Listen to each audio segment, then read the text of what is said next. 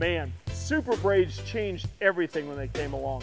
All of a sudden, a reel that would only hold 150 yards of 20-pound monofilament can hold 400 yards of 20-pound braid. Everybody loves casting it further, fighting fish with no stretch. It's got plenty of pluses, but let me warn you, it is a knife with a fish on the end of it. Here's what I mean by that. When this line is tight, especially when it's going out, say your fish is running, it is just like a saw blade. Be careful with it. Do not keep your finger on the line like so. Do not try and handle your fish close to the boat without a pair of gloves on if you've got him on braid. There's been many an injury racked up by this stuff. It is the best thing ever to cast with on a spinning reel, but it can be dangerous. You've got to be careful and be aware of just how sharp that little strand of line is when it's moving across your finger or hand.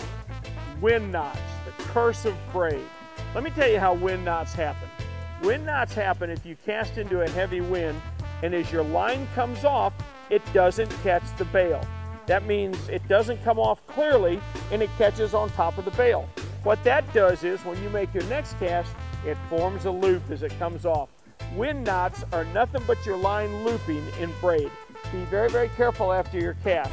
Instead of counting on that bail to lay the line on correctly, when you finish a cast with braid, close your bail yourself to make sure that it's on the spool where it belongs. That'll keep the wind knots out and keep you from getting frustrated fishing with braid.